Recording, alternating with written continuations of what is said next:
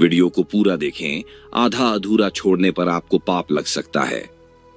दोस्तों, मकर संक्रांति साल में एक बार आती है, तो भैया एक लाइक तो बनता है। दोस्तों, मकर संक्रांति आने वाली है और मकर संक्रांति पर तिल गुड़ की खुशबू चारों ओर समाई रहती है हवा में। और इस बार तो महाकुंभ की महक भी चारों ओर फैली हुई है।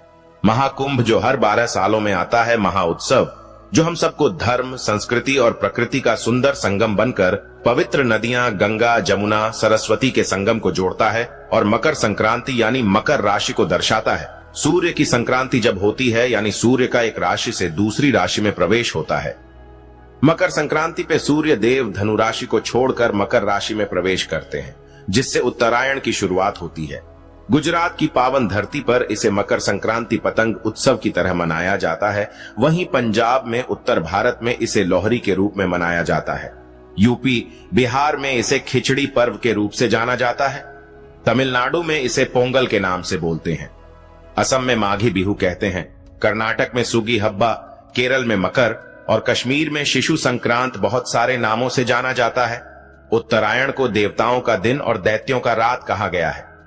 सूर्य के मकर राशि में प्रवेश के साथ ही दिन बड़े होने लगते, धीरे धीरे रातें छोटी सी होने लगती है और सूर्य का तेज आज के दिन से ही बढ़ने लगता है। इसीलिए इस दिन विशेष रूप से सूर्य देव को अर्घ्य देकर प्रकृति का और सूर्य देव का हम धन्यवाद कहते हैं। सूर्य उत्सव का महापर्व है और आपके जीवन में सकारात्मक ऊर्जाओं को लेकर के आता है। जीवन में एक नई शुरुआत का प्रतीक है और उत्तरायण होने पर नए काम, यज्ञ, व्रत, अनुष्ठान, विवाह, मुंडन जैसे कार्य शुभ होते हैं। क्योंकि अभी मलमास चल रहा है जिसमें कोई भी शुभ कार्य नहीं किए जाएंगे, तो उत्तरायण होने के साथ ही ये सभी शुभ कार्य की शुरुआत हो जाएगी। उत्तरायण को इतना शुभ माना गया है कि गीता में तो कहा गया है कि उत्तरायण काल में शरीर का त्याग करने पर मोक्ष की प्राप्ति होती है। यानी शुक्ल पक्ष में मृत्यु होने पर मनुष्य जन्म मृत्यु के बंधन से मुक्त हो जाता है।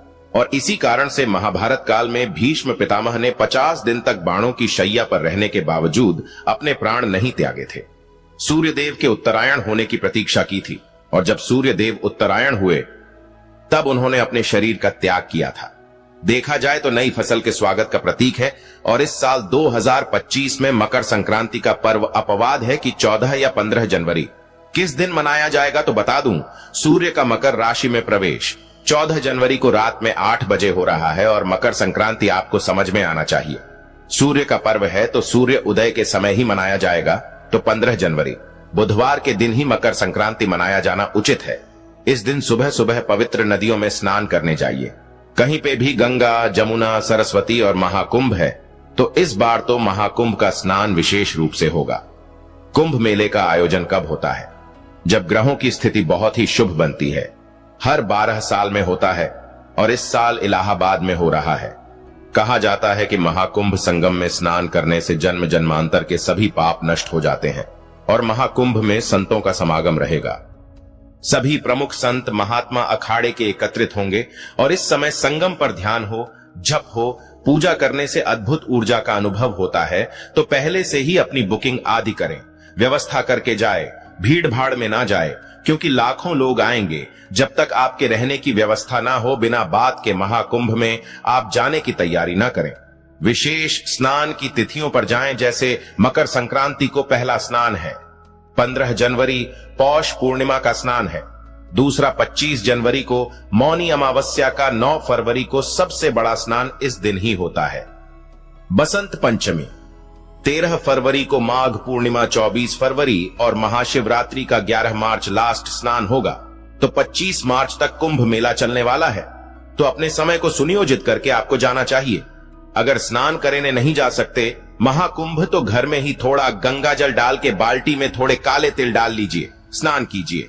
गंगे नमः, हर हर गंगे, हर हर गंगे करते हुए स्नान करें। और दोस्तों, जहां भी स्नान करेंगे इसके बाद एक लोटा जल सूर्य देव को आपको जरूर अर्पित करना है।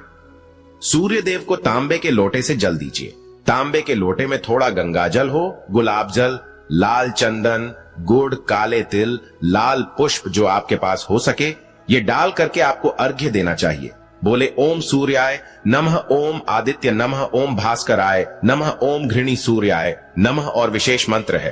आप लाल आसन पर बैठकर सूर्य देव का ध्यान करते हुए जल का लौटा हाथ में लेकर के ओम राम रेम रोम सह सूर्याय नमः, ओम राम रेम रोम सह सूर्याय नमः इस मंत्र का आप जाप करें। और इस दिन आप सूर्य देव को जल अर्पित करने के बाद अगर आपका सूर्य कमजोर है, आपको अपयश मिलता है, आपके कोई भी गवर्नमेंट से रिलेटेड कार्य नहीं होते, आपकी पर्सनालिटी बहुत डाउन है, आपको पितृदोष लगा हुआ है या बहुत सारी कुंडली में समस्याएं हैं, 9 ग्रह की समस्याएं हैं, तो इस दिन लाल कपड़ा ले लीजिए, बड़ा सा उसमें आप थोड़े से चावल, 1.25 किलो चावल ले लीजिए, 1.25 किलो ही तिल ले लीजिए, थोड़ा सा एक तांबे का टुकड़ा डाल लीजिए, कोई लाल फल है तो वो ले लीजिए, और थोड़ी दक्षिणा रख करके 1.25 किलो गुड़ हो तो वो ले लीजिए।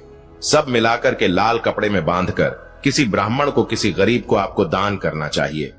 अब चाहे तो लाल कंबल का इस दिन दान करें, कोई भी लाल वस्त्र का दान करें, शॉल आदि दे सकते हैं, किसी को टी शर्ट्स आदि दे सकते हैं।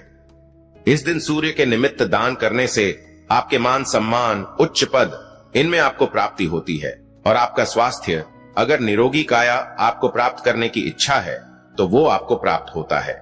इस दिन बहुत सारे स्थानों पर खिचड़ी बनाने की परंपरा है। बिहार आदि में इसे खिचड़ी पर्व के नाम से जानते हैं।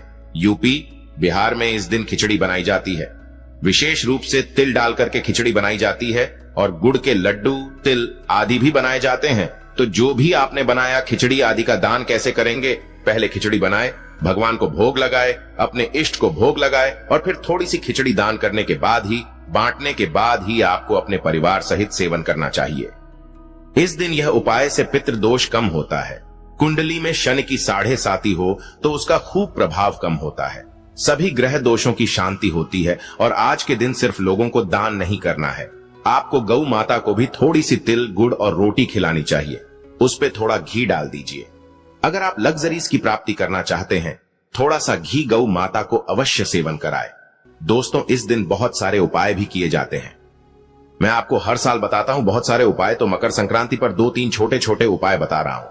आप चाहते हैं कि आपका कवच बना रहे पूरे परिवार से, सभी लोग जीतने सदस्य हैं, सभी की सुरक्षा कवच के तौर पे ये उपाय बता रहा हूं। क्या करना है? आपको एक बड़ा सा काला कपड़ा ले लेना है और 7 मुट्ठी काले तिल ले लेने हैं। आपके घर में अगर ज्यादा लोग हैं तो हर पर्सन की एक मुट्ठी तो रखी, कम से कम 7 मुट्ठी काले तिल आप रख लीजिए, और मुट्ठी घुमा करके हर परिवार के सदस्य के ऊपर से एक मुट्ठी काले तिल आपको घुमाना है। उल्टी दिशा में 4 बार घुमाना है और फिर उस काले कपड़े में रखते जाना है। इसके बाद आपको सिक्के लेने हैं, हर पर्सन के ऊपर से इसी तरह से सिक्का भी घुमाना है, और सब मिलाकर 1.25 किलो गुड़ लेना है। अब आप 1.25 किलो गुड़ उसमें डाल दीजिए और उसकी गांठ बांध करके पोटली नुमा बना लीजिए।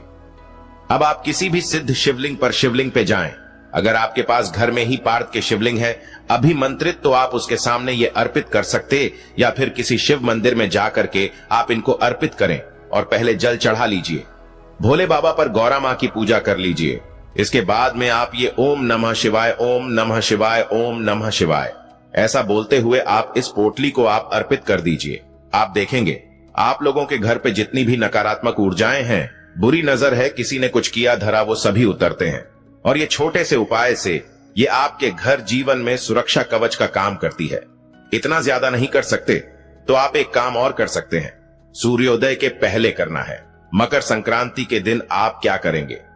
पीले कपड़े में काले तिल और चावल ले लीजिए, थोड़ा गुड़ डाल दीजिए, और कोई भी अगर घर में बीमार ज्यादा या मेंटली बहुत डिप्रेस्ड पर्सन है तो उसके ऊपर से आपको यह उपाय करना चाहिए। 7 बार सीधी दिशा में घुमाकर नदी में बहते जल में प्रवाहित कर दीजिए। हाथ जोड़ करके बोले, ओम आदित्य छवित बहे दिवाकराय धीमे ही तनः सूर्य प्रचोदया। क्या बोलेंगे? सूर्य गायत्री। ओम आदित्य छवित बहे दिवाकराय धीमे ही तनः सूर्य प्रचोदया। इस प्रकार से आपको बोलना चाहिए। दोस्तों, मकर संक्रांति है तो एक गुप्त उपाय भी बताता हूं। आपको एक तांबे की थाली चाहिए।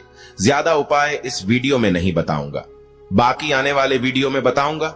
आज आपको सिर्फ एक ध्यान करना है कि जैसे 15 तारीख को आपको मकर संक्रांति है, तो 14 तारीख की रात में आपको एक तांबे की थाली ले लेनी है। अगर इन केस आप तांबे की थाली नहीं प्राप्त कर पा रहे तो कोई लाल कपड़ा ले लीजिए, या लाल ही आप पेपर ले लीजिए, और उसके ऊपर एक पांव काला तिल आपको रखना है और बिखेर देना है। एक पांव काला तिल लेके उस थाली पे बिखेर देना है, और पूरे घर वालों के हाथ से उस काले तिल को छुआ लीजिए। अब रात भर आप उसको रख दीजिए। अपने घर के ड्राइंग रूम में रख सकते हैं, अपने बेडरूम में रख सकते हैं, बच्चों के रूम में रख सकते हैं। और ओम शम शरीशराय नमः या ओम शरीशराय नमः का 108 बार मंत्र का जाप सभी लोग बोलकर करेंगे। बैठकर नहीं कर सकते, घर के मुखिया करें, नहीं तो जो घर की स्त्री है वो करें। और फिर आपको क्या करना है, सुबह उठ करके सभी मेंबर्स को बताओ कि इस थाली में हाथ फेरे काले तिलों पर गिनती नहीं करनी है। थोड़ा सा हाथ फिरा दीजिए और इसके बाद इन काले तिलों को आपको बहती नदी या साफ जल में कहीं पे प्रवाहित कर देना है। गंदे नाले में आपको नहीं डालना है। साफ पानी नहीं मिल रहा है तो किसी मंदिर में दान कर दीजिए। काले कपड़े में लाल कपड़े में बांध के वो भी नहीं हो रहा है तो पीपल के नीचे रख दीजिए। दोस्तों, आप देखेंगे ये छोटा सा बहुत ही चमत्कारी तांत्रिक उपाय है और इसको करने से आप सभी के जीवन से, पूरे परिवार वालों के जीवन से शनि दोष से मुक्ति मिलती है। राहु केतु के बुरे प्रभाव शांत हो जाते हैं। हो सके तो आज के दिन पीपल की पूजा भी अवश्य करनी चाहिए। पीपल के पेड़ पर जल चढ़ाइए, सरसों के तेल का दीपक जलाइए। शनि दोष हो, शनि की 7.5 हो, बाधा हो, कुदृष्टि हो, किसी भी तरह की आर्थिक समस्या अगर आपके जीवन में आ रही है, बाधाएं आ रही हैं, तो वो सभी शांत होते हैं। दोस्तों, आज के दिन आपको विष्णु भगवान सहित माता लक्ष्मी की पूजा भी करनी चाहिए। अगर आपके पास मूर्ति है तो उसके सामने घी का दीपक जलाकर थोड़ा भोग रख करके तिल की खिचड़ी बना करके आप ओम श्रम रीम क्लीम महालक्ष्मी नम क्या बोलेंगे, ओम श्रम रीम क्लीम महालक्ष्मी नमः, इस मंत्र का जाप कीजिए और गुड़ और तिल रख करके भोग लगाकर के थोड़ा तुलसी पत्र के साथ इसके बाद आपको दान करना चाहिए। ये उपाय भी धन समृद्धि के लिए आर्थिक दृष्टि से बहुत श्रेष्ठ होता है। भैरव साधना अधिक किए जा सकते। शत्रुनाशक मंत्र मैं आगे बताऊंगा आपको दूसरे वीडियो में। और अगर वैवाहिक जीवन में बहुत उथल पुथल चल रही है तो इस दिन रात में चंद्रमा को अर्घ्य जरूर देना चाहिए। गुड़ चावल ले लीजिए, किसी सफेद कपड़े में दोनों पति पत्नी मिलकर के थोड़े से गुड़, थोड़े से चावल, एकदम थोड़े नहीं, कम से कम 1 पाव हो या 1 किलो हो, वो आपकी इच्छा, और ओम सोमय नमः, ओम सोमय नमः, ओम सोमय नमः इस प्रकार से बोल करके चंद्रमा को पहले थोड़ा सा दूध डाल करके अर्घ्य दीजिए, चावल और गुड़ डाल करके। और इसके बाद वो गुड़ चावल का दान आपको किसी श्रेष्ठ ब्राह्मण को किसी भी मंदिर में किसी पर्सन को कर देना चाहिए। इससे आपके वैवाहिक जीवन में सुख संपत्ति आती है और इससे आपके वैवाहिक जीवन में सुख बरसता है। आप दोनों के जीवन में लग्जरीज आती है, आप दोनों के बीच में प्रेम बढ़ता है और बहुत ही शुभ दिन है। दोस्तों, तो कुछ बातों का ध्यान भी रखना है। छोटे उपाय तो आप कर रहे हैं, लेकिन इस दिन किसी से लड़ाई झगड़ा ना करें, किसी से अपशब्द ना बोलें। इस दिन खाने में भी सात्विकता रखनी चाहिए। भले आपके लोग नहीं मनाते हो, लेकिन त्योहार के दिन कम से कम शुद्धता रखें। अपने घर में मांसाहारी हुआ, शराब हुआ, किसी प्रकार के नशे का सेवन ना करें। बासी भोजन इस दिन नहीं खाना चाहिए। जंक फूड ना खाएं। ताजा और शुद्ध भोजन बना के भगवान को भोग लगा के थोड़ा सा गौ माता के लिए निकाले और पितृदेव के निमित्त निकाले, किसी ब्राह्मण को, गरीब को दान दे। इसके बाद ही स्वयं भोजन करना चाहिए। प्याज, लहसुन, मांस, मदिरा आदि का सेवन ना करें, बिल्कुल बचे। इस दिन तिल, गुड़, खिचड़ी, ये चीजें, दही, चूड़ा, ये खाया जाता है। आज के दिन इसको खाएं और दान करें। दान भी आपको जो इच्छा हो वो करें। 14 चीजों का दान बताया गया है, तो कोई भी चीज आप 14 जगह दान कर सकते हैं। सीधे कच्चे अनाज का दान कर सकते हैं। कंबल आदि का दान, बहुत ठंड होती है। साधुओं के आश्रम में आप भोजन करा सकते। जहां आपकी इच्छा हो वहां पर आप थोड़ा दान पुण्य करें। गौ माता के चारे का दान करें और दान पुण्य करते समय ध्यान रखें, किसी भी प्रकार का घमंड या अहंकार नहीं होना चाहिए। पूरी विनम्रता और श्रद्धा के साथ दान करें। इस दिन आप कोई भी प्रकार के नकारात्मक विचार हो, मन में शंका हो, आप सभी चीजों से दूर रहे। महाकुंभ है इस साल, तो सभी देवी देवता महाकुंभ में स्नान करने आते हैं। आप भी हो सके तो महाकुंभ नहीं जा सकते तो घर में ही जल लेकर के आप महाकुंभ का ध्यान करते हुए, तीनों नदियों के संगम का ध्यान करते हुए आप स्नान करें। मकर संक्रांति पर ध्यान रखे बिना स्नान के नहीं रहना चाहिए। सुबह जल्दी उठ करके स्नान करना है और स्नान करने के बाद 1 लोटा जल आपको जरूर सूर्य देव को अर्पित करना है। सूर्य देव की पूजा करनी है और सूर्य देव को जल दिए बिना इस दिन भोजन करना अशुभ माना जाता है। किसी का भी अपमान ना करें। गुरु हो, बुजुर्ग हो, माता पिता हो, कोई पति पत्नी आपस में हो, संतान हो, किसी को भी मारे पीटे नहीं। विनम्रता के प्रतीक का दिन है। नकारात्मकता, क्रोध, अहंकार, इनसे बच के रहे। आज के दिन पूरी श्रद्धा से जो भी उपाय करेंगे दान पुण्य करेंगे, स्नान करेंगे, पूरी श्रद्धा और निष्ठा से करें। आप देखिए दोस्तों, ये दिन प्रकृति और ब्राह्मणीय ऊर्जा के प्रति आभार व्यक्त करने का दिन है। वैज्ञानिक दृष्टि से ये पृथ्वी के झुकाव और सूर्य की स्थिति में परिवर्तन का प्रतीक है।